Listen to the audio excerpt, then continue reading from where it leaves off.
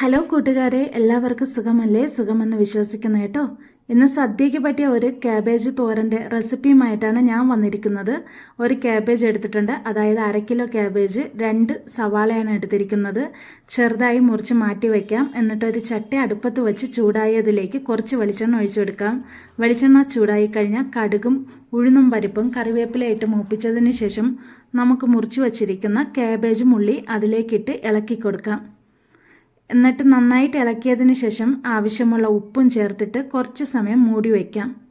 ഈ സമയം കൊണ്ട് നമുക്ക് അതിലേക്ക് വേണ്ട അരപ്പ് റെഡിയാക്കാം. കുറച്ച് തേങ്ങ എടുത്തിട്ടുണ്ട്, ചെറിയ ഉള്ളി എടുത്തിട്ടുണ്ട്, 3 പച്ചമുളക് എടുത്തിട്ടുണ്ട്, ആവശ്യത്തിന് മഞ്ഞൾപ്പൊടി എടുത്തിട്ടുണ്ട്, പിന്നെ വേണ്ടത് ജീരകമാണ്. എല്ലാം കൂടി നമുക്കൊന്ന് ചതച്ചെടുത്തിട്ട് വരാം.